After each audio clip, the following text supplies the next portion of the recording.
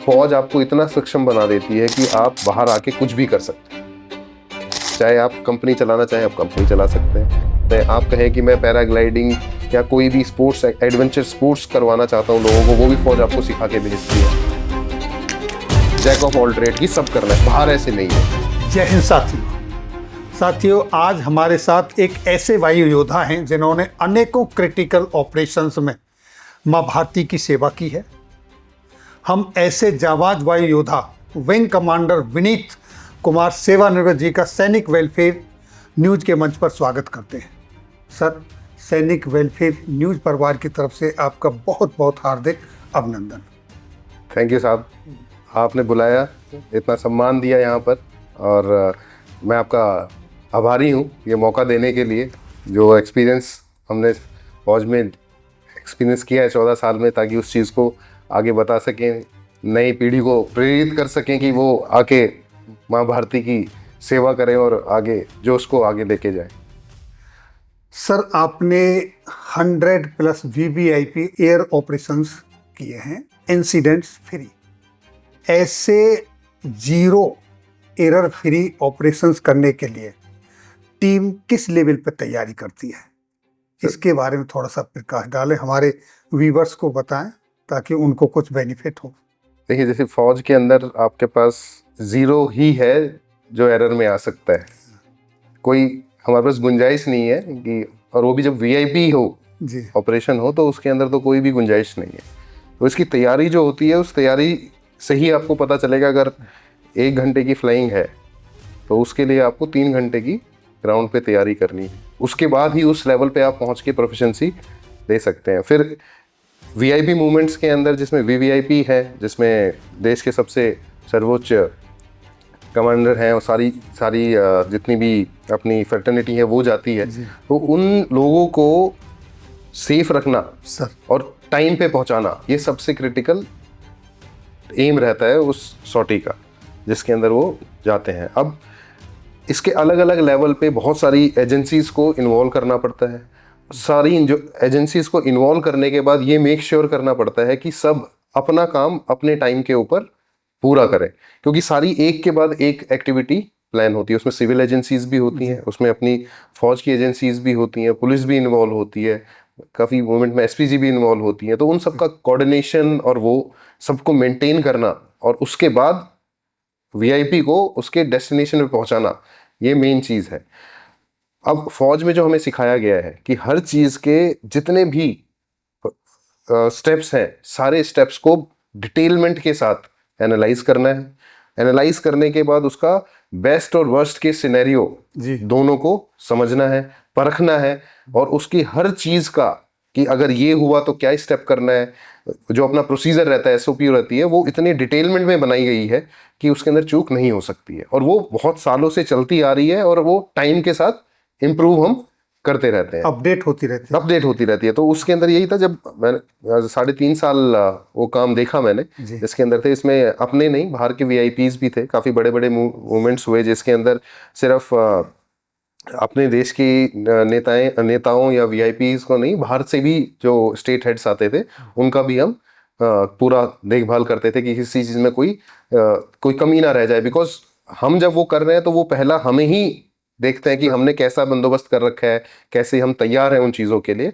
तो उन चीज़ों को अच्छे से करने के लिए वो SOPs हमने फॉलो की, उन्हीं SOPs को हमने रिफाइन किया, और अभी आगे जो हम जिनको हमने लेगेसी दी है आगे वो कर रहे हैं। तो अब और इम्प्रूवमेंट हो गई है, और टेक्नोलॉजी आ गई है, समय के हिसाब से बदलाव जो आना है वो होता आता है। हमारे टाइम में भी था, जब हमने टेक ओवर किया था और जब हमने हैंड ओवर किया, उस टाइम में काफ़ी चीज़ें बढ़ी, काफ़ी इम्प्रूव हुई। बट वही फौज ने जो सिखाया है कि हर काम को हर एंगल से, सिर्फ पॉजिटिव नहीं, नेगेटिव एंगल से भी एनालाइज करके, और उसके क्या क्या रूप हो सकते हैं, उन सारों को कंसिडर करके फिर हमने उसको ऑपरेशन के अंदर सक्सेसफुली इम्प्लीमेंट किया। सर, 2014 में श्रीनगर, 2018 में केरला के अंदर जो भयावह फ्लड आई थी, आर्म फोर्सेस ने वहां पर डिजास्टर रिलीफ ऑपरेशन लॉन्च किए। बिल्कुल, आप भी उनका हिस्सा थे। दोनों में मैं एक्टिव पार्टिसिपेट किया है आपने। हाँ जी। तो ऐसी सिचुएशंस को सेना, आर्म फोर्सेस किस तरीके से टैकल करती है? सर देखिए, ये जो सिचुएशंस हैं, ये ऐसी सिचुएशंस हैं जो अनप्रिडिक्टेड है। एक लेवल तक प्रिडिक्शन रहता है, उसके बाद वो किस रूप में डेंजरस लेवल पे पहुंचती है उसको प्रिडिक्ट करना थोड़ा सा मुश्किल है। उस टाइम में था, अब सैटेलाइट्स आ गई हैं, हमारे पास टेक्नोलॉजी आ गई है, वेदर मॉनिटरिंग अच्छा हो गया है। और अगर आप दोनों केस देखते हैं, यहाँ किसी ने एक्सपेक्ट नहीं किया था कभी भी कि यहाँ पर ये होगा। श्रीनगर में फ्लड, पहाड़ों में फ्लड, एक अलग, मतलब जब सुना तब भी एक अजीब लगा कि वहां कैसे आ सकता है। केरला के अंदर कभी 100 सालों से पूरे स्टेट के अंदर कोई ऐसी दिक्कत नहीं, चाहे वो टेररिज्म हो, चाहे कोई बाहर से इंसर्जेंसी हो, किसी लेवल का कुछ नहीं था। और क्लाइमेटिकली भी लोग वहाँ घूमने जाते हैं, हनीमून के लिए जाते हैं, शादी के बाद पहला डेस्टिनेशन केरला है, वहाँ पर भी हुआ। और दोनों अलग टाइम में हुए, दोनों के जो लेवल था वो दोनों का अलग था, दोनों की टेरेन बहुत अलग थी, क्योंकि दोनों पहाड़ी टेरेन थी। एक आपका हिमालयज में था, दूसरा आपका वेस्टर्न घाट पे था। और दोनों जगह अगर आप देखते हैं तो पहाड़ों के अंदर नदियां और बारिशों का हिसाब रहता है। श्रीनगर के अंदर फिर भी काफी कंट्रोल में थी चीजें, क्योंकि वहां पर सेना का काफी अच्छा पकड़ है, और वायुसेना का भी बेस है, काफी बड़ा बेस है जिसके रेगुलर इनफ्लो रहता है। तो उस टाइम पे मैं दिल्ली में पोस्टेड था, और हमने वहां से दिन रात मूवमेंट कराए। और जैसे आपने पहले मुझसे पूछा था वीआईपी ऑपरेशन, उस टाइम पे तब पता चला कि वीआईपी ऑपरेशन से इंपॉर्टेंट फ्लड रिलीफ ऑपरेशन था, और जिसको हमारे वीआईपीज ने पूरा सराहा और उस चीज को बताया भी कि पहले ही इनका मूवमेंट इंपॉर्टेंट है वीआईपी मूवमेंट से। तो उस टाइम पे काफी ऐसे प्रोटोकॉल थे जो वीआईपीज ने खुद बोला कि इसकी जरूरत नहीं है, इन प्रोटोकॉल को आप लीव थोड़ा सा शॉर्ट करके इस एक्टिविटी को आप पूरा थ्रस्ट दो।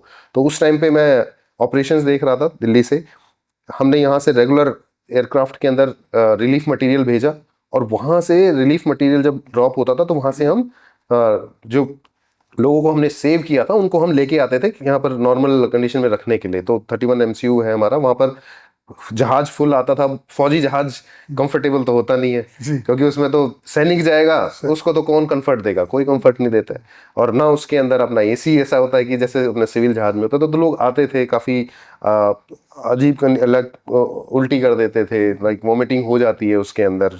तो वो सारी चीज़ें थी, उनको संभाला, उनका सबका मूवमेंट, उनका खाना पीना, उनको फिर रखना, और जब सब पूरा मूवमेंट हो गया उसके बाद उनको वापस भेजना। तो ये तो श्रीनगर के अंदर था मोटा, जिसके अंदर कि हम दिल्ली से सामान भेज रहे थे और ला रहे थे।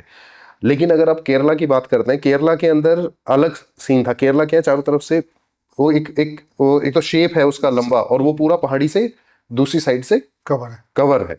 और नदियां इतनी ज्यादा है, और हर डिस्ट्रिक्ट के अंदर नदियों का काफी फ्लो है। जब वो फ्लो, बारिश बढ़ी अगस्त में, अगस्त की बात है, और मुझे आज भी याद है 13 अगस्त को पहली बार मुझे बुलाया गया कि मुझे सेक्रेटरीट में जाना है और हैंडल करना है। तो वहां पर हमने सपोर्ट दिया सुलूर से, कोयम्बटूर से, जहां पर हमारा बेस था। मैं त्रिवेंद्रम में पोस्टेड था, वहां पर इतना प्रकोप नहीं था। ऊपर कोचीन और उसके ऊपर था, वहां पर एयरपोर्ट में भी काफी डैमेज हुआ था। लेकिन वहां पर रेस्क्यू ऑपरेशन में बहुत दिक्कत आ रही थी, क्योंकि हेलीकॉप्टर जब सेव करने जाता था तो वहां पर आपके पास नारियल के पेड़ हैं। अब उन पेड़ों की वजह से हेलीकॉप्टर एक लेवल से नीचे नहीं आ रहा था, और उस हाइट के ऊपर हेलीकॉप्टर को होवर करना थोड़ा मुश्किल होता है। लेकिन उसके बाद भी वायुसेना ने, नौसेना ने, दोनों के अधिकारियों ने और जवानों ने पूरा साथ दिया। सिविल एजेंसीज ने, लोकल पुलिस ने पूरा सपोर्ट किया और निकाला। वहाँ का मैं आपको एक किस्सा बताता हूँ। वहाँ एक डैम था, डैम की प्रोटेक्शन के लिए, उसको नियमित रूप से फ्लो को रिलीव करने के लिए, कंट्रोल करने के लिए पुलिस को ड्यूटी दी गई, क्योंकि वहां से बाकी सिविलियंस को निकाल लिया गया था। अब उन लोगों को वहां आपने पोस्ट तो कर दिया, अब वहां कोई जाने का रास्ता नहीं, आने का रास्ता नहीं, और उनको लोग एकदम से भूल गए। तो उस टाइम पे वहाँ जो आईजी थे, उनको एकदम से सडनली आया, तो वो आए। अब उस टाइम पे मैं क्या कर रहा था, मेरे पास हेलीकॉप्टर और एयरक्राफ्ट का मूवमेंट था। तो हमारे पास एयरक्राफ्ट त्रिवेंद्रम आते थे, वहां से फिर हम हेलीकॉप्टर के अंदर फूड और रेस्क्यू आइटम्स भेजते थे, और सेम वही सामान जाता था और आदमियों को लेके वापस आते थे सेफ उसमें। तो एकदम से ध्यान आया कि वो बोले कि हमारे जवान है वहाँ 6, और मुझे नहीं पता उनके पास आखिरी बार खाना कब किया था।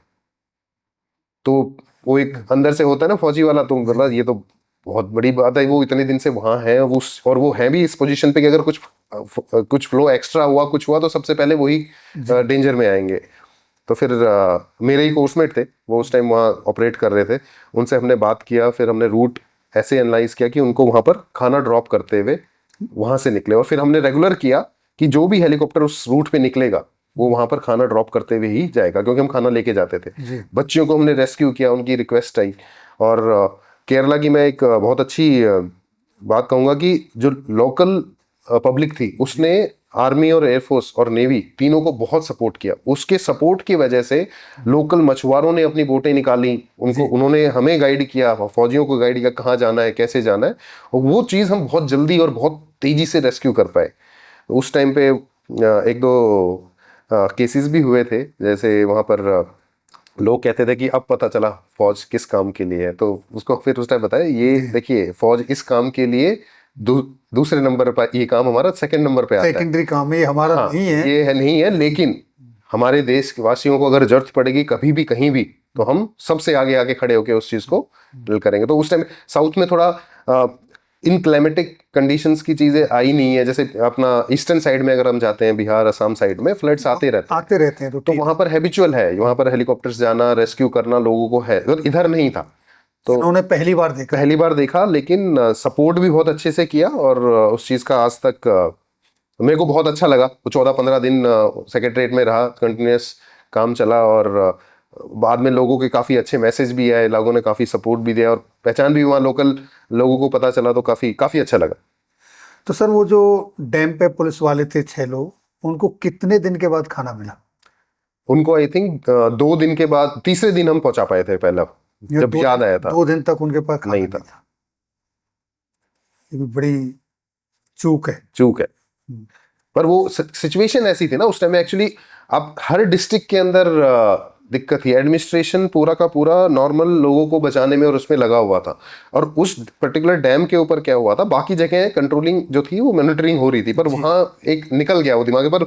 मैं उन आईजी साहब, सर इतना बड़ा इंसिडेंट था। हाँ, इनसे तो काफी बड़े लेवल के ऊपर चल रहा था। तो पर फिर उसके बाद भी मैं करता हूँ कि आईजी साहब को इतने ऊपर वाली पोस्ट पे बैठ के भी उनको ध्यान आया कि वहां पर है मेरे जवान जिनको करना है। फिर आई थिंक हमने उनको 7 या 8 दिन के बाद रिप्लेस भी किया था। Okay sir. जब थोड़ा इधर का लोड कम हुआ उस टाइम पे हमने फिर उनको रिप्लेसमेंट दिया हमने। सर आपके एक क्लासमेट हैं, आपके साथी अधिकारी रहे हैं, गोपालन जी, उनका मैं एक कमेंट्स पढ़ रहा था। तो मैंने उनका कमेंट्स पढ़ा तो उन्होंने आपके बारे में कुछ लिखा कि विनीत की ताकत वहाँ समाधान खोजने में है जहाँ लोग समस्या देखते हैं। बड़ी अच्छी बात लिखी, मैंने वो कमेंट्स पढ़ा। और उनकी नज़र में आप टीम को साथ लेकर चलने में बहुत मजबूत हैं। उनका मानना ये है, उनका ये कहना है, प्रोफेशनल रिलेशन बनाने में विशेष क्षमता है आपकी। बड़ा अच्छा कमेंट्स लिखा है। आप इसको किस तरीके से देखते, क्या कहेंगे? ये फौजी की काबिलियतें हर फौजी में है, ये वो भी है, उसमें भी है। देखिए उन्होंने बोला सबको साथ लेके चलना है, तो फौज के अंदर सबसे पहला रूल फौज का यही है कि सबको साथ लेके चलना है। अब वो प्रोफेशनलिज्म में है कि आप जितना अच्छा करेंगे उतना आपको आदर सत्कार मिलेगा, उसी हिसाब से आप आगे बढ़ेंगे। तो टीम को साथ लेके चलना, जो सबसे कमजोर है वही मेरी स्पीड है, अगर उसको मैंने तेज नहीं किया तो मेरी स्पीड कम होगी। दूसरा रहा प्रोफेशनलिज्म के बारे में, तो हर फौजी अपने काम में माहिर है और अव्वल है। जो उसको काम दिया गया है, अब आपको बताने की जरूरत नहीं है। हमें जो रिसोर्स मिलते हैं वो हरदम जितने अकाउंटेड होते हैं उससे कम होते हैं। बिल्कुल। हम कागजी काम भी करते हैं ताकि आए, हमने डाला सिस्टम है भाई, हम अपने अधिकारी को देंगे, फिर वो कमांड में जाएगा, फिर हेडक्वार्टर में जाएगा, एमओडी में जाएगा, वहां से करके वो प्रोसेस होता है। अब जब वो लोग आते हैं तब तक आप इस सीट से निकल जाते हो, अगले 2 सीट चेंज होने के बाद वो आता है। अब उनको तो वो मिलता है, कंफर्ट तो हो गया है, लेकिन उस टाइम तक वहां उतना ही काम बढ़ गया, और रिक्वायरमेंट आ गई, तो हम उसी लेवल पे रहते हैं। अब अगर आप प्रोफेशनली स्ट्रांग नहीं होंगे तो उस काम को अचीव करना थोड़ा मुश्किल है। और फौज के अंदर रिसोर्स कोई नहीं पूछेगा, लेकिन काम अव्वल नंबर का होना चाहिए और वो हम करके देते हैं। तो वही मैं कर रहा था, वो उसने लिख के दे दिया। हम जब कभी बीपीटी वगैरह दौड़ते हैं, आगे जाने वाले को रोकते, रुक, पीछे वाले को भी लेके चलना है। हाँ। तो ये टीम वर्क जो सेना में सिखाया जाता है, सेना का सीखा हुआ है साहब, जो सेना ने सिखाया है वही प्रदेश ने लिखा है, वो कोई अलग से कुछ नहीं है।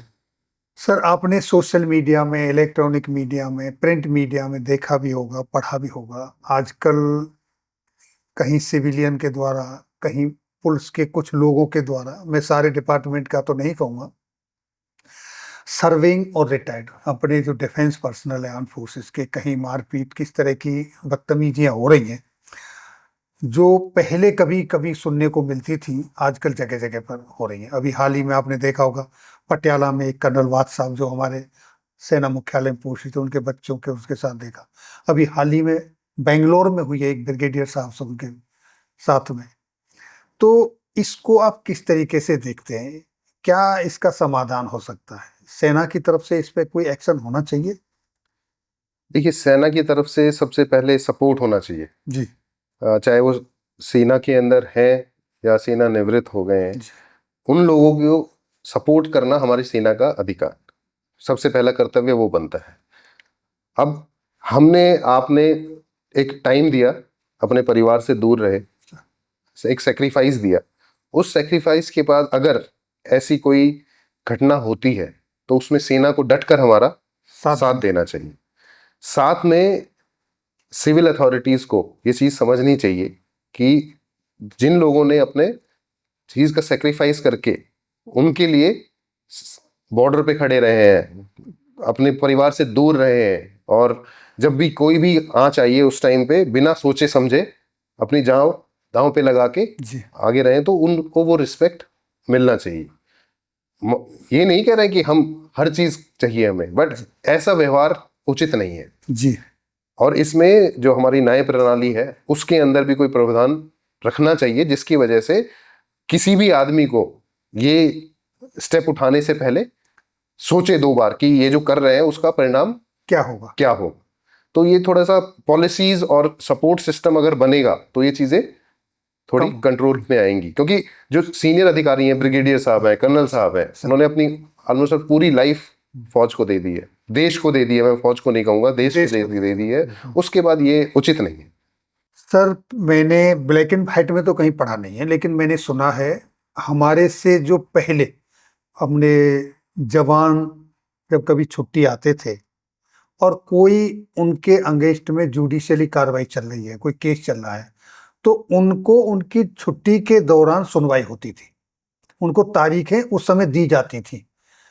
और उस समय अगर कोई घर पर किसी के साथ कोई डिस्प्यूट होता था, कमांडिंग ऑफिसर वहां से कोई लेटर लिखते थे तो उन पर एक्शन होता था, लेकिन आजकल नहीं हो रहा है। मैं कोरिलेट कर सकता हूँ। मेरे टाइम में जब मेरे 8 से 9 महीने तक मैं अपनी यूनिट की कमान संभाल रहा था, उस टाइम पे केस हुआ था। हमारे जवान था, बिहार से था वो उसके अगेंस्ट एक झूठी कंप्लेंट करके केस कर दिया गया, प्रॉपर्टी के रिलेटेड जैसे होता है।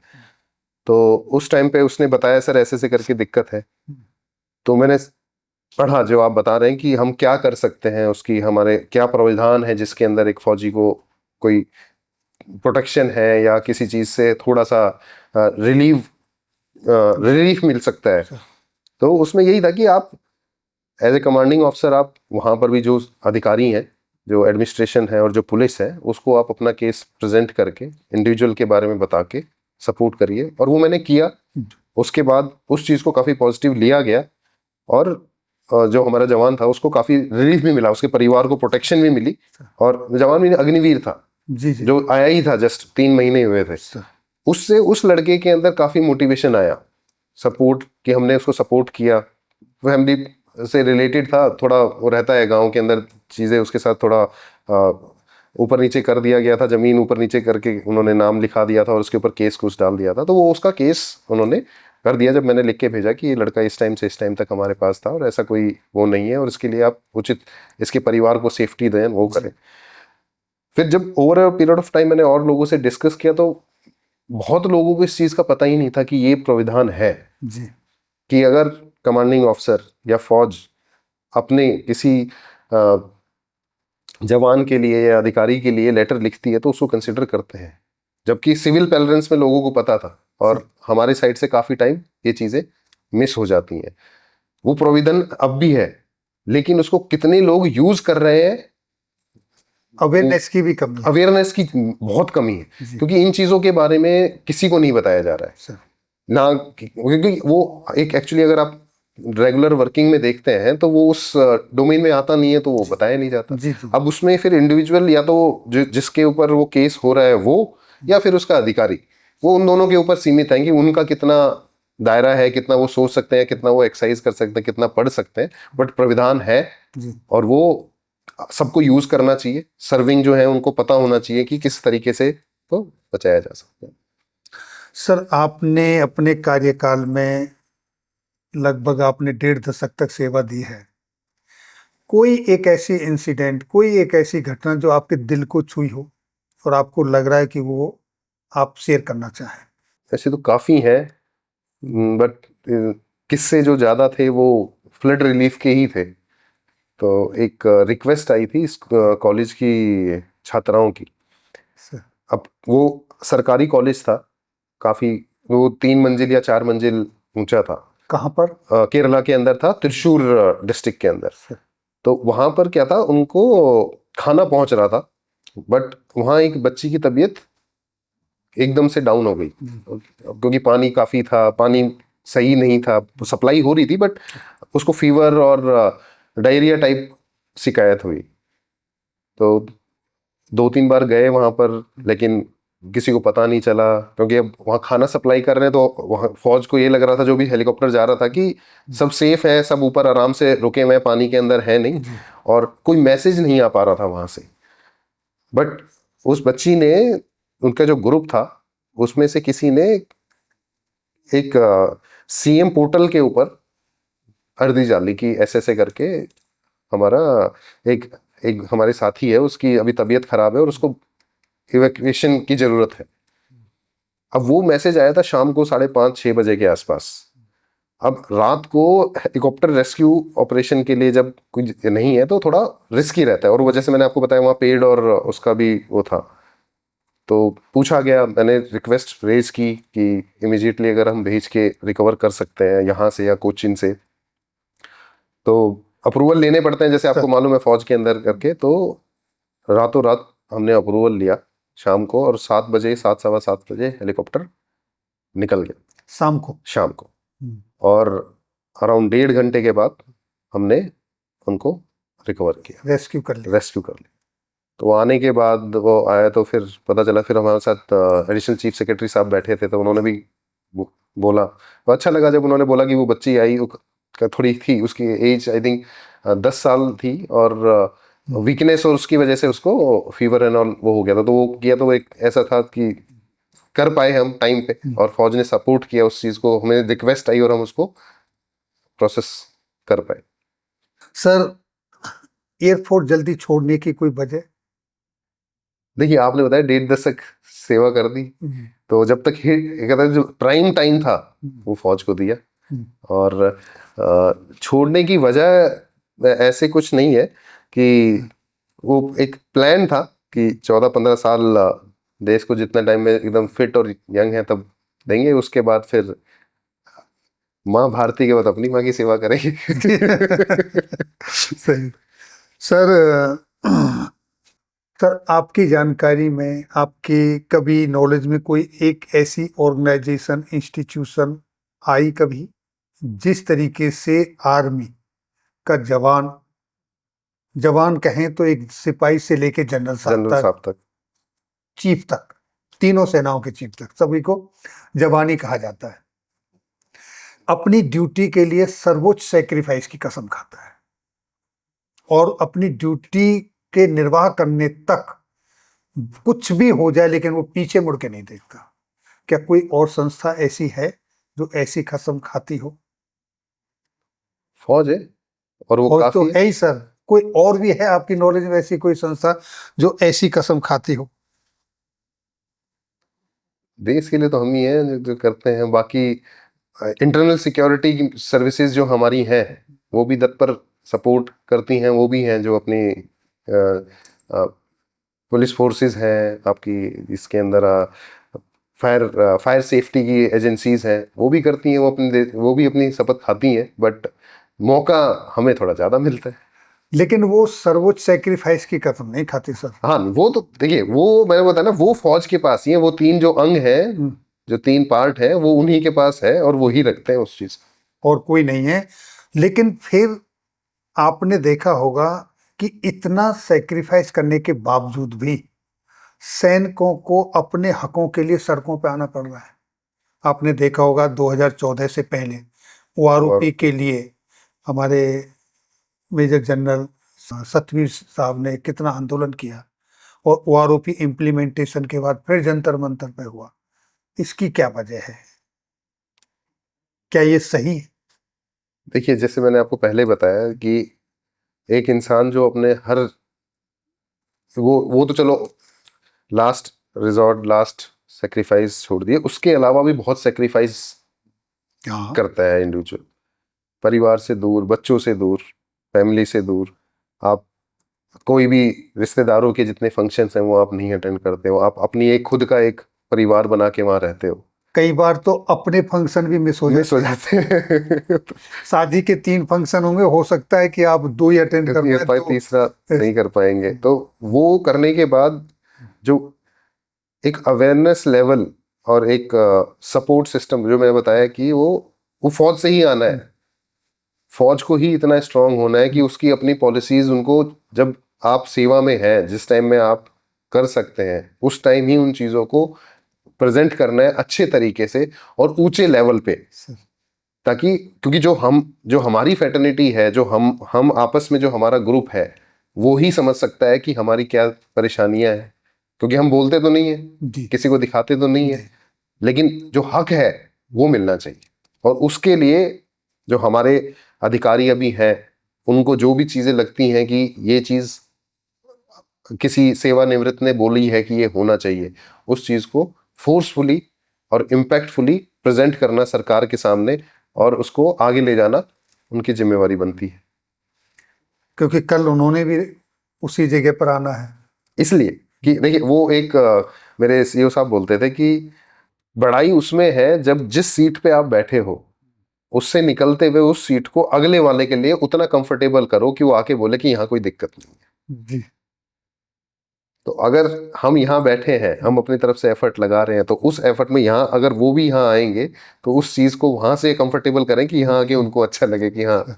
सर, जब सर्विंग पर्सनल रिटायरमेंट के नज़दीक आता है, उसको सेकंड कैरियर के लिए कितने दिन पहले प्रिपरेशन करना चाहिए?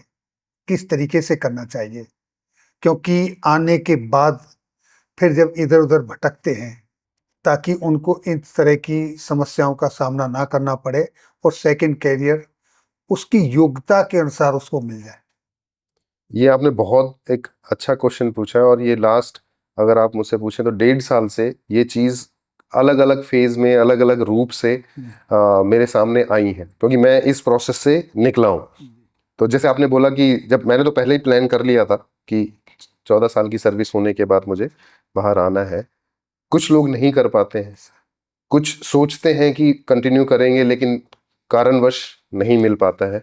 अब अगर आप पूरी प्रॉपर प्लानिंग के साथ नहीं निकलेंगे तो दिक्कतें आती हैं।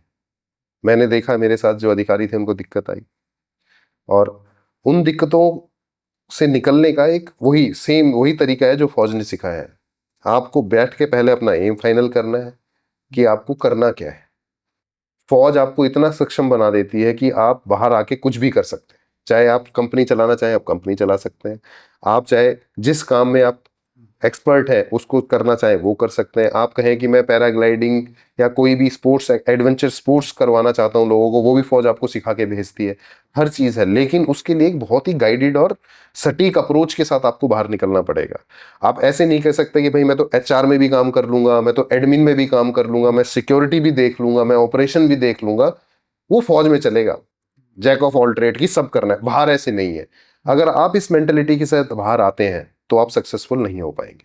आपको पहले ही डिसाइड करना है कि मेरी क्वालिटीज जो है वो जैसे आपने बोला था ना कि हनुमान, तो हर फौजी हनुमान है, चाहे वो किसी रैंक ओहदे का हो, बट उसको वो हनुमान वाली जो क्वालिटीज हैं वो उसको खुद जाननी है कि वो किस में एक्सपर्ट है। उसने अपने 14 साल या 20 साल या 25 साल के कैरियर में जो काम किए हैं वो किस काम के लिए बेस्ट है। अब मैं आपको एग्जांपल बताऊं, देखिए हमारी जो प्राइमरी ड्यूटी है उसको आप छोड़ दीजिए, ठीक है, वो सबकी अलग अलग है। प्राइमरी के बेस के ऊपर तो आपको बहुत कुछ मिल जाता है, आपका डिसिप्लिन है, आपकी इंटीग्रिटी है, आपका प्रोफेशनलिज्म है। उसके अलावा भी बहुत चीजें, मैं आपको छोटे छोटे एग्जांपल दूंगा। फौज के हर जवान को या हर अधिकारी को कभी ना कभी अपनी कैंटीन चलाने का मौका मिलेगा, किसी ना किसी को बिल्कुल मिलेगा। उस कैंटीन के अंदर इतनी सारी लिमिटेशंस हैं, रिसोर्सेज की कमी है, प्रॉफिट नाम मात्र का है, उसके अंदर सारा खर्चा चलाना है, सब कुछ करना है, ठीक है।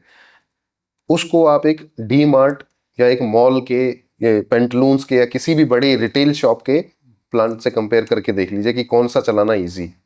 वहां पर आपको चाहिए 5 आदमी, कल मिल जाएंगे, यहाँ मिल जाएंगे? नहीं मिलेंगे। वहां पर ऑडिट क्या है, एडजस्ट हो जाएगा, यहाँ ऑडिट एडजस्ट हो जाएगा? बिल्कुल। 1 रुपया भी ऊपर नीचे हो गया तो इंक्वायरी हो जाएगी, पैसों में इंक्वायरी हो जाएगी, ठीक है। फिर इसकी जो आपकी बाइंग पावर है या जो लोग हैं वो लिमिटेड है। यहाँ कितने हैं, ओपन, किसी लेवल तक लेके चले जाओ। वहां टाइम भी लिमिटेड है, आप पूरे दिन खोल भी नहीं सकते हो, 7 दिन नहीं खोल सकते हो। यहाँ है टाइम टेबल है, टाइम टेबल यहाँ है नहीं है। एक एग्जांपल। दूसरा देखिए, मेस चलाते हैं, उस मेस के अंदर जो रिसोर्स है और उसको आप एक किसी होटल से कंपेयर कर लो, कोई 5 स्टार होटल भी उसके मेस का नहीं मिलेगा, नहीं मिलेगा। आप रात को 2 बजे भी बोलोगे तो आपको उसी टाइम सेकंड के हिसाब से रिस्पॉन्स है। वहां रिसोर्सेज लिमिटेड हैं बट सर्विस एक नंबर है। और वो भी ऐसी जगह पे है जहां पर आधी जगह आप चीजें पहुंचा नहीं सकते हो। बिल्कुल। होटल के पास अपनी खुद की सप्लाई चेन है, हर चीज का आइटम है, पहले से वेंडर फिक्स है। 2 एग्जांपल बता दिए आपको मैंने, ठीक है। उसके बाद कोई भी इंस्टीट्यूट चलाना है या कोई अपना शॉपिंग सेंटर चलाना है या मैनेज करना है, कौन करता है? ये छोटे एग्जाम्पल हैं जो कूट कूट के भरे हुए हैं, वो भी पूरे हर फौजी के अंदर। अब आप आ जाइए नौकरी के ऊपर। अब हम जो काम करते हैं, जो हमारी हमारी ब्रांचेस या ट्रेड्स हैं जिसके अंदर हम जाते हैं, आर्मी से लेते हैं, आर्मी सप्लाई कोर, उससे बड़ी सप्लाई चेन किसी के पास है? कोई नहीं है। उससे जैसा एक्सपीरियंस किसी के पास है? अब वो बंदा जो वहां इतना टाइम दे के आया है, वो डिलीवरी है। उसके बाद आपके पास अमेजोन की सप्लाई चेन है, उनकी वेयर हाउसिंग है, और आज के टाइम में तो कितनी, अग्रवाल साहब का एग्जांपल है, अग्रवाल मूवर पैकर्स, उन्होंने कहां से कहां पहुंचा दिया वो। बिल्कुल। तो वो इतने बड़े हो गए हैं, तो इतने अधिकारी या इतने जवान हैं, उनको उनसे अच्छा कोई दे सकता है जिसने पूरे इंडिया के हर कोने में जाके सप्लाई करवाया है सामान, और हर ट्रेन का उसको नॉलेज है, वेदर से लेके हर चीज का उसको नॉलेज। एजुकेशन डिपार्टमेंट है, जिन्होंने एजुकेशन कराई है फौज के अंदर, उनसे अच्छा कोई स्कूल चला देगा या कोई यूनिवर्सिटी चला देगा? तो आपके पास ऑप्शन बहुत है, बट बात यह है कि इतने हम नैरो हो जाते हैं कि लास्ट में जो साल में, अपने आखिरी के 1-2 साल में जो काम किया है, बस लगता है यही आता है हमें, बाकी नहीं आता है, भूल जाते हैं। तो उसके लिए एक अप्रोच अगर आप लेके चले, इंडस्ट्री सेलेक्ट करके, और उसके बाद उसको नैरो डाउन करें, तो वो थोड़ा इजी और बेटर वे होगा। अपने आप को पहचाने, अपनी काबिलियत पहचाने। देखिए फौज तो आपसे सब करवाती है, आपसे नहीं पूछती कि आपको क्या चाहिए। मैं आपको एक अपना पर्सनल एक्सपीरियंस बताता हूँ। जब मैं फौज में आने लगा तो मैं टेक्निकल एंट्री के लिए आया था। मैं टीसीएस में काम कर रहा था, वहाँ मेरे एक दोस्त था, वो बोला यार मेरी एसएसबी हो गई है और मैं तो एयरफोर्स ज्वाइन कर रहा हूँ, तो तू भी देख ले अगर करना है तो। फास्ट ट्रैक के अंदर मैंने दिया, और देखिए अब पता नहीं वहाँ जैसे भी था, तो मुझे फ्लाइंग के लिए भी टेस्ट दे के बोला कि हम 4 थे, बोले आप लोग फ्लाइंग के लिए भी अप्लाई कर दो। कर देते, वो सभी से करवा लेते, एक बार ही होता है जब जाते हैं। और पीएबीटी करके करवा लेनी। वो थी टेक्निकल एंट्री पहले, वो भी मैं आपको एक बताऊंगा, जब भी काफी चेंजेस आ गए उसमें। तो उस टाइम वो टेक्निकल एंट्री थी, बट कुछ तो था उसमें। वो बोले कि आप फ्लाइंग के लिए दे दो, हमने दे दिया, फ्लाइंग में आ गए। तो उसके बाद मेडिकल होता है। अब मैं टीसीएस में था, वहाँ तो लाइफस्टाइल ऐसा था कि रात तक बैठे रहना था, थोड़ा थोड़ा वेट भी ज़्यादा था, तो वहाँ पर मेडिकल के अंदर डाउन कर दिया, कहता कि आप ओवरवेट। हाँ, बट वो पैरामीटर्स के हिसाब से टेक्निकल एंट्री के लिए क्लियर था, लेकिन फ्लाइंग के लिए नहीं था।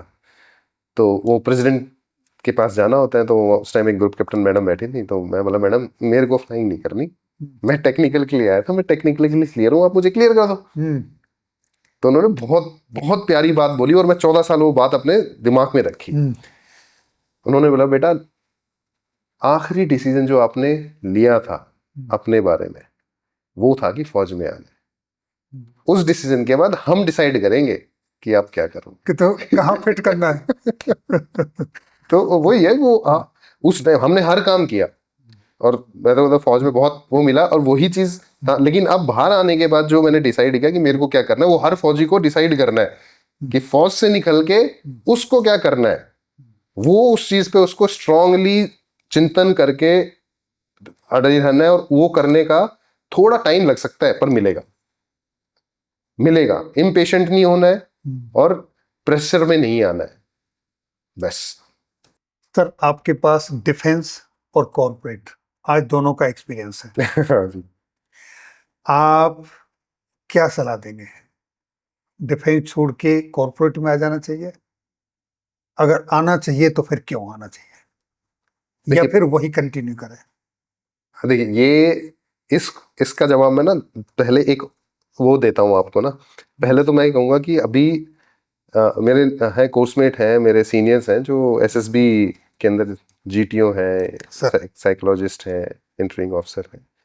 तो बोलते हैं यार अभी ना वो नहीं आ रहा माल, कहते हैं ना तगड़े वाला माल नहीं आ रहा। तो वो क्या रीजन क्या है, कहते रीजन हम फिगर आउट नहीं कर पा रहे।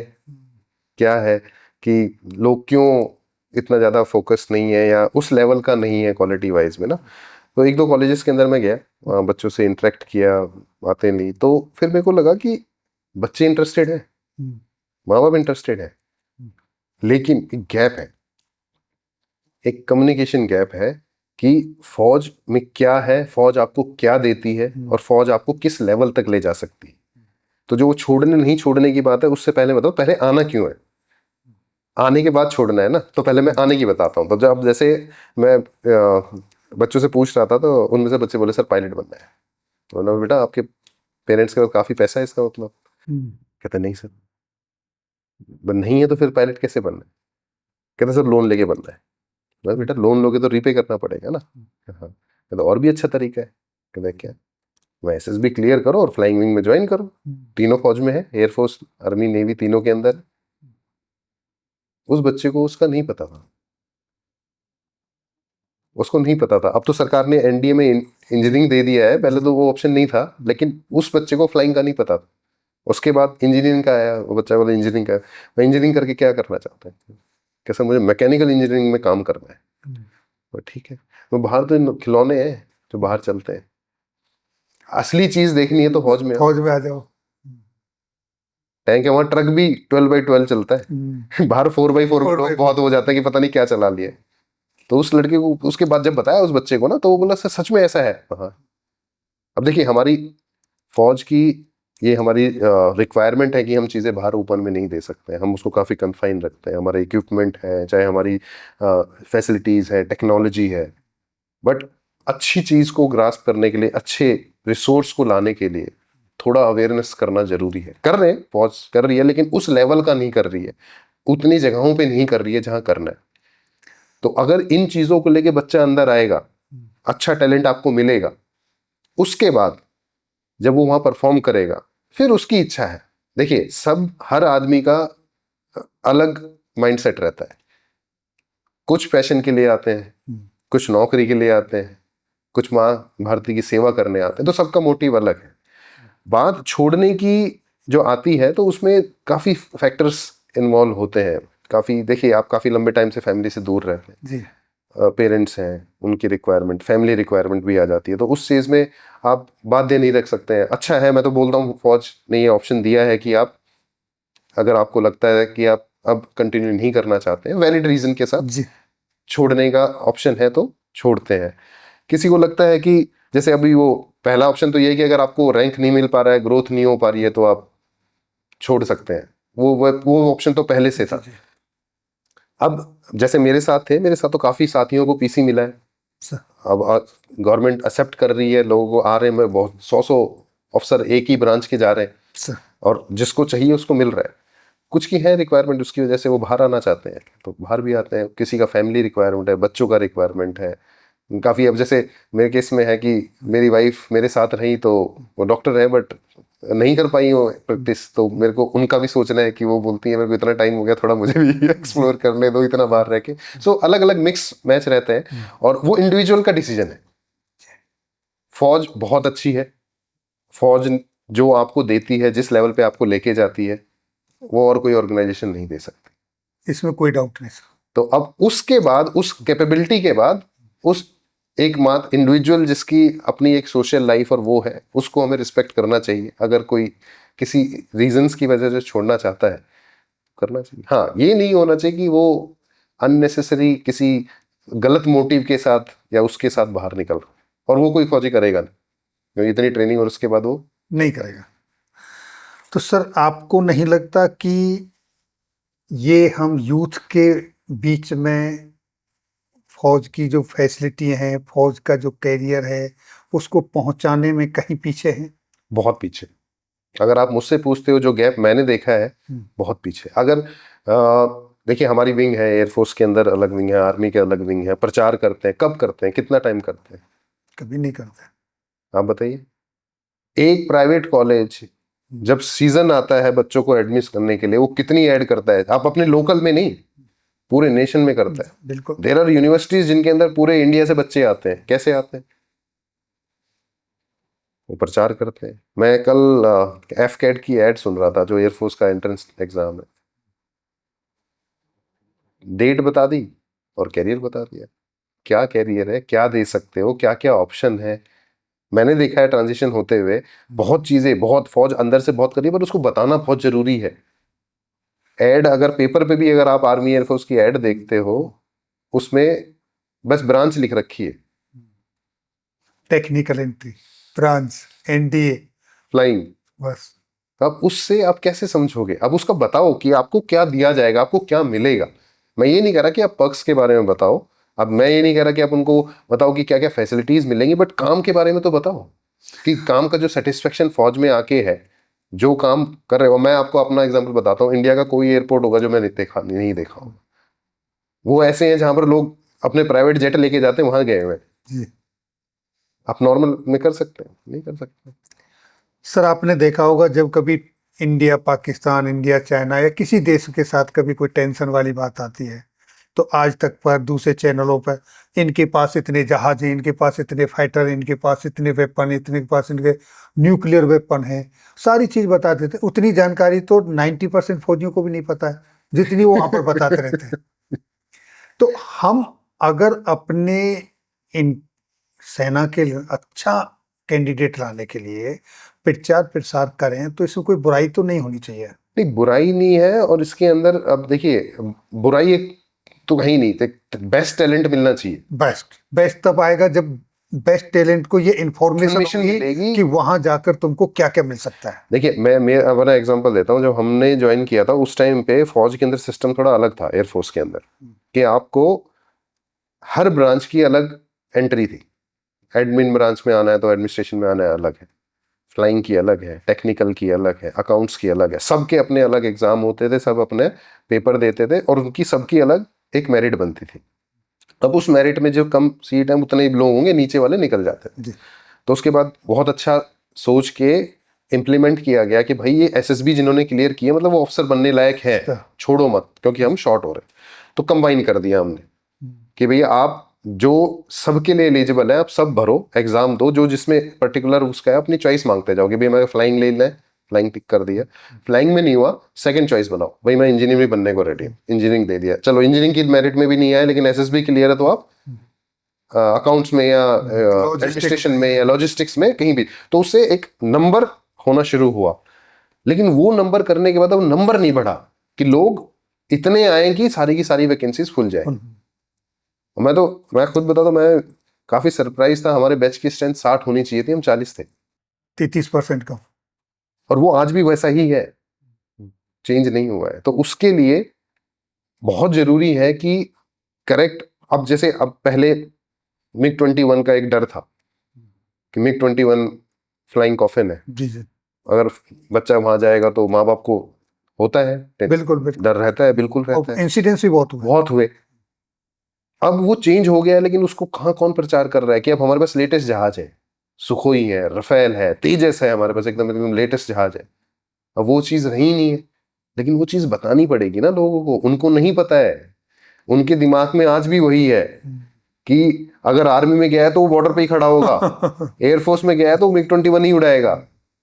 उस चीज से बाहर निकालना है, और वो बच्चों को भी बताना है। आज के बच्चे बहुत स्मार्ट हैं, बहुत तेज हैं, बट उनको करेक्ट वे में, करेक्ट लेवल पे अगर नहीं बताएंगे तो नहीं होगा। कॉलेज के माध्यम से, एड के माध्यम से, किसी आपको उन चीज़ों को एक्सप्लोर करके उन लोगों को बताना है कि ये सारी चीज़ें अगर आप ज्वाइन करते हैं, ये, और सिर्फ ज्वाइन नहीं, जैसे आपने बोला छोड़ने वाला, वो भी बताओ। मैं तो कहता हूँ आप ये मत रखो कि आप अपने पास ही सीमित रखना चाहते हो। जैसे मैं कह रहा हूँ, मैंने अपने बेस्ट 14 साल जो थे मैंने दिए इस फौज को। अगर मेरे जैसे और अच्छे टैलेंट आके देता है 14 साल तो क्या बुरा है, अच्छी बात है। लेकिन बेस्ट आना चाहिए ना। तो उसमें बताओ कि भैया ये करने के बाद हमारा ऑप्शन है, अगर पायलट हो तो बाहर फ्लाइंग कर सकते हो आप, आपको पूरा एक्सपीरियंस मिलता है, ठीक है। अगर आप इंजीनियर हो, टेक्निकल ब्रांच से हो, तो पहले ये फैसिलिटी नहीं थी। पहले इंडिया के अंदर आत्मनिर्भर भारत ऑप्शन नहीं था। मोदी जी ने जो स्टार्ट किया है कि हमें अपने खुद इक्विपमेंट बनाने का, उसको कौन सबसे एक्सपर्ट देख सकता है? एक फौजी देख सकता है ना, और वही उसको बेटर बना सकता है कि वो बताएगा कि इसमें ये कमी है, अगर इसको दोगे तो वहां जो फौज में मेरा भाई बैठा है उसको इससे सहूलियत होगी। मैं था 2 सिस्टम्स में इन्वॉल्व था, मैंने पूरी उसमें बताई कि इसमें ये चीजें हैं, इनको आप चेंज करो।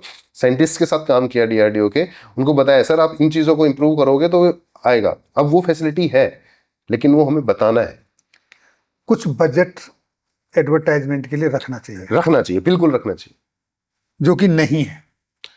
है, बजट तो है बट सफिशिएंट नहीं है। हाँ, बजट सफिशिएंट नहीं है, और इस फील्ड पे एक्सपेंस भी नहीं हो एक्सपेंस भी नहीं हो रहा है, उसको ध्यान दिया नहीं जाता। देखिए ये पॉलिसीज जो होती है ना हमारे फौज में, एक तो जो वो रोटेशन वाला सिस्टम है, अब उससे क्या होता है कि वैसे चलो एयर हेडक्वार्टर में आप 5 साल रखते हो, वो काफी अच्छा सब्सटेंशियल टाइम है, बट उसके बाद भी वो अगला बंदा जो आता है वो फिर उसको अपने हिसाब से चलाता है। अगर आप किसी ने कोई स्ट्रीमलाइन करके रखा है प्रोसेस, उस प्रोसेस को आगे वैसे ही कंटिन्यू करना जरूरी है।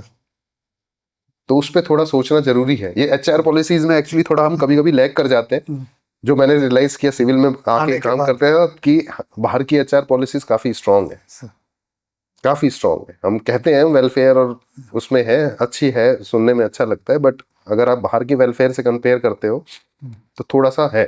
तो वो HR पॉलिसीज थोड़ी स्ट्रांग करनी है। तो HR में जैसे रिक्रूटमेंट है, मैं अपनी कंपनी में, मतलब मेरी जो CHR उनके साथ जब बात करता हूँ, बहुत सोच समझ के कि कितने लोग कहाँ से लेने हैं, किस IIT में करना है, कितने फौजी लेने। मैं तो फौजी रिक्रूट किए हैं मैंने, मेरे जाने के बाद उन्होंने बोला कि अब बताओ, तो हमने फौजी लिए हैं। और तीनों ब्रांच, मैं प्राउडली कह सकता हूँ हम तीनों ब्रांच के हमारे पास फौजी हैं, आर्मी, एयरफोर्स, नेवी, तीनों है हमारे पास।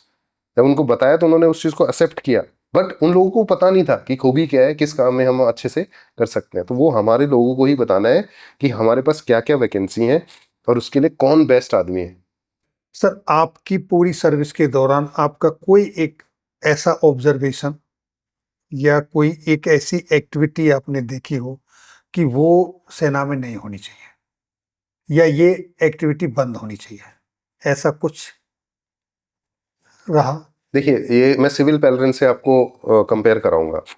मोदी साहब ने आने के बाद बहुत चीजें जो अंग्रेजों के टाइम से चल रही थी उनके ऊपर रोक नहीं लगाई, उनको मॉडिफाई किया, उनको आज के हिसाब से चलाया। एक इंस्पेक्टर राज चलता था, वो बंद कराया। एक बत्ती चलती थी, बाहर घूमती थी, कोई भी लगा के चलता था, वो हटा दी, वो हटा दिया। ये छोटे छोटे एग्जाम्पल बता रहा हूँ। फौज में आपको, मुझे और जो अभी हैं सबको पता है कौन सी ऐसी चीजें हैं जिनको मॉडिफाई करने की जरूरत है, या उनको थोड़ा ट्वीट करके बेटर बनाना है। वो चीजें काफी हैं, होनी चाहिए जो अंग्रेजों के टाइम से चल रही हैं। वो उस टाइम था, रिक्वायर्ड था। उस टाइम था कि आप इतने दूर रह रहे हो फैमिली से, तो एक अलग क्लब बनना चाहिए, ठीक है, उसके अंदर थोड़ा कुछ सिखाना है, कुछ करना है। लेकिन आज वो चीजें नहीं रही हैं। आज जो लोग हैं वो बहुत ज़्यादा एजुकेशन से लेके, चाहे वो हाउस वाइफ से लेके कोई भी हो, अब उस लेवल पे नहीं रहे हैं। तो उन चीज़ों को थोड़ा एक ट्वीट की ज़रूरत है, एक अपलिफ्टमेंट की ज़रूरत है, एक एनहांसमेंट की ज़रूरत है। वो सोचना चाहिए। ऐसी छोटी छोटी चीज़ें हैं जो करने से हमें फायदा ज़्यादा होगा, जिनको एड्रेस करना चाहिए। डायरेक्टली मैं नहीं बोलूंगा, चीज़ें हैं वो आपको, मुझे, सबको पता है, सबको पता है, लेकिन हम सब वो ये कहते हैं ना, वो जैसे वो कबूतर और बिल्ली वाली कहानी होती है ना, आंख बंद कर ली तो चली गई। तो वो ऐसा है आँख नहीं, खोलने की जरूरत खोलने की जरूरत है। और उसको समझ के, कहते हैं ना चेंज इज कांस्टेंट, तो उन चीजों के लिए चेंज लाना जरूर। काफी चीजें चेंज हुई हैं। बहुत चीजें हुई हैं। अभी उन सब चीजों के लिए लोग कोर्टों तक भी जा रहे हैं। हाँ, वो फिर वो एक गलत चीज, अगर हमारी चीज हमारे ही ऑर्गेनाइजेशन, जो हमारी खुद के अपने एक्ट हैं, आर्मी एक्ट है, एयरफोर्स एक्ट है, उन चीजों से निकल के बाहर जा रही है तो गलत है। उसको वहीं अपने कन्फाइन अंदर ही। करके ठीक करना चाहिए। सर अभी एक पर्सनल क्वेश्चन आपसे पूछना चाहता हूँ, बताइए। मतलब मेरी जिज्ञासा है, जानना चाहता हूँ। आप थर्ड जनरेशन हैं हाँ जी। जो आर्मी में आए, लेकिन आर्मी में आने से पहले ऑलरेडी आप सिविल में जॉब कर रहे थे, टीसीएस जैसी कंपनी में, हाँ जी। जो कि मानी हुई कंपनी है, और फौज में जॉब करने के बाद फिर से आप सिविल में आ गए। इसके पीछे की असली वजह क्या है? देखिए, मैं थर्ड जनरेशन हूँ, और दादा थे, आर्मी में थे 1965, और उन्होंने देखी। उसके बाद पिताजी थे, 1999 का कारगिल का जो कॉन्फ्लिक्ट था वो देखा। मैंने 2025 का ऑप सिंधु। ऑफ सिंदूर। तो जब पिताजी फौज में थे तो मैं फौज में नहीं आना चाहता था। जी।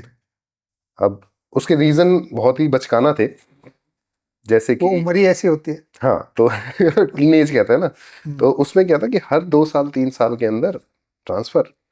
ट्रांसफर तो मेरा तो रीसेट हो गया। जो दोस्त थे, और उस टाइम ये फोन और ये सब होते नहीं थे, होते आज के बच्चे को तो कनेक्टिंग काफ़ी चीज़ें हैं ना, तो वो एक रीसेट हो जाता था। तो मेरे को लगता था ये चीज़ जो है ये ठीक नहीं है। ये एक स्थिरता होनी चाहिए लाइफ के अंदर ना, एक ठहराव रहना चाहिए, तब थोड़ा अच्छा रहेगा। मेरे पिताजी ने ट्राई किया, मुझे कहा कि एनडी का एग्ज़ाम देना है, करना है। तो उस टाइम तो ये लगता है ना, वो उम्र, जैसे आपने बोला उम्र है, तो नहीं करना करके तो नहीं किया। तो he supported me, he never forced कि नहीं करना ही करना है, या अटेम्प्ट एक ही दिया, मैंने एक अटेम्प्ट दिया, उसके बाद छोड़ दिया। उनकी इच्छा बहुत थी जी। कि मैं एनडीए जाऊं, करूं। मैंने डिसाइड किया मैं नहीं जाऊंगा। मैंने इंजीनियरिंग करी अच्छे कॉलेज से, CR state college of engineering Murthal से, इलेक्ट्रिकल ब्रांच में। वो भी उन्होंने ही डिसाइड किया मेरे लिए, तो मैंने उनको कभी वो भी नहीं। उस टाइम लोग इलेक्ट्रॉनिक्स कंप्यूटर्स बोल रहे थे, तो उनका विजन की जो आज मैं सेकंड करियर भी उसकी देन ही है कि मैं वो कर पा रहा हूँ। तो उन्होंने बताया कि पावर सबसे इम्पोर्टेंट है। अगर देश को ग्रो करना है, किसी सोसाइटी को ग्रो करना है, तो पावर, एनर्जी पावर है वो। आप देख लीजिए आज हर चीज़ उस पर अब तो गाड़ी भी बिल्कुल। इलेक्ट्रिक हो गई है। तो उस व्यू के साथ किया। देन उस टाइम पे आईटी का बहुत क्रेज था, लोग बाहर जा रहे थे, आईटी बूम कर रही थी। तो उस टाइम पे पिताजी का है कि कोर कंपनी में नौकरी मत करना, सॉफ्टवेयर कंपनी में जाना, वाइट कॉलर एसी में बैठना। मैंने नौकरी करी है इंजीनियरिंग की, क्योंकि वो छोड़ के इलेक्ट्रिकल इंजीनियर है, उन्होंने इंजीनियरिंग की नौकरी की। तो कहते हैं उसमें हाथ काले होंगे, वो फिर नहीं है। वो डिसाइड तो तेरे को दिला तो दिए, बट चाहता नहीं हो, थोड़ा जोर लगा के इस साइड निकल जाना। मैंने माना, टीसीएस में लिया, चला गया। वहां जाने के बाद आई रियलाइज्ड कि तजुर्बा तजुर्बा होता है, एक्सपीरियंस एक्सपीरियंस होता है, और जो माँ बाप बोलते हैं उसका कोई तोड़ नहीं, तोड़ नहीं है। कोई तोड़ नहीं है। 1.5 साल बाद बुद्धि में आया कि जो उन्होंने बोला था वो कर लेता 6 साल पहले, तो आज कहीं और होता। फिर रिवैम्प किया, रिस्टार्ट किया, खुद तैयारी की टीसीएस में। और उसमें मैं मानता हूँ कि मेरे को टीसीएस में वैसे कोई दिक्कत नहीं थी। उस टाइम पे स्लम था, मार्केट बहुत डाउन था। मेरे को उस टाइम में 10 दिन ही घर पे रहा था। इंजीनियरिंग करने के बाद सीधा हमारे चेन्नई में मैं चला गया था, प्लेस हो गया था टीसीएस में। वहाँ 1.5 साल के बाद आई रियलाइज्ड कि नहीं, जो वो बता रहे थे वही ठीक है। उसके बाद ये जगह सही नहीं है। सही नहीं है, तो वो करके फिर मैं गया फिर। और वो सेम एक और चीज़ मैं बताना चाहूँगा, बच्चों को काफ़ी वो भी रहता है कि सैलरी कम है फौज के अंदर, इतना ग्रोथ नहीं है कि हम बाहर जाएंगे तो हम मल्टी फोल्ड करके ग्रोथ ले लेंगे। या मैं लिटरली बताता हूँ, मेरे को कहीं कभी ऐसा महसूस नहीं हुआ। जिस टाइम मैं वहाँ गया था उस टाइम भी मेरी सैलरी पीर से अच्छी थी। फौज में एक्सपीरियंस लेने के बाद अच्छी खासी सेविंग थी। अब बाहर आया हूँ, अब भी मेरी सैलरी अच्छी है। तो वो कहीं इस चीज़ का नहीं है कि पैसे कम है या वो है। फिर फौज में आने का एक और चीज़ जो बाद में मैंने रियलाइज़ किया कि आप अगर किसी प्राइवेट में या सिविल नौकरी में जाते तो आप एक किसी नौकरी के एक पार्ट में ही एक्सपर्ट हो सकते हैं। फौज में आके आप वर्सेटिलिटी के अंदर जाते हैं, चाहे एचआर हो, चाहे आपका टेक्निकल प्रोफेशन हो, सब आपको सिखा दिया जाता है। सेकंड, जो मैं सोचता था कि स्थिर था और वो सब चीज़ें, फौज में आने के बाद पता चला कि वो सबसे बेकार है। जितने आप एडेप्टिव हैं, जितने आप एडजस्टेबल हैं, उतना ही अच्छा है। और वो मिला तो था, स्टार्टिंग में था, but I took the right decision. I joined, I completed my tenure and happily now out. फौज जो देती है, जिस तरीके का एक्सपोजर मिलता है, और जो काम आपने सोचा भी नहीं होगा वो भी काम करने का आपके पास अनुभव आता है। देखिए, सोचा भी नहीं, और उसका सबसे बड़ी बात क्या है कि आपको अपने हिसाब से उसका बेस्ट वे निकाल के देना है। जी, तो हाँ, मतलब सबसे बड़ी बात ये है, क्रिटिकल थिंकिंग, ठीक है, और राइट डिसीजन। अभी जैसे मैं, अब डिसीजन की बात आई तो सिविल में हूँ मैं अभी, सिविल उसके अंदर डिसीजन कर रहा है। अभी सक्सेस रेट क्यों फौजी का बाहर ज़्यादा है, अगर वो अच्छे से सही जगह आता है। फौज के अंदर, जैसे आपने बोला ना कि न्यूज़ चैनल को सब पता है कि उस साइड क्या, हमें नहीं पता है क्या है। तो मेरे पास एक लिमिटेड नॉलेज है, इंटेलिजेंस है हमारे पास, लेकिन एक फिर भी एक शंका है कि कुछ एक्स्ट्रा हो सकता है या कुछ ऐसा नहीं हुआ। तो उस 90% या 80% इंफॉर्मेशन के साथ सही टाइम पे लिया हुआ डिसीजन हरदम अच्छा होगा, जो डिसीजन 100% नॉलेज के बाद अगर लेट लिया गया। तो ये जो डिसीजन लेने की कैपेबिलिटी है, ये फौज ने सिखाई है। और उसका जब बाहर आके करते हैं तो रिजल्ट ही अलग निकलता अलग। यहाँ तो इन्फॉर्मेशन सारी है ना आपके पास तो टाइम पे डिसीजन लोगे।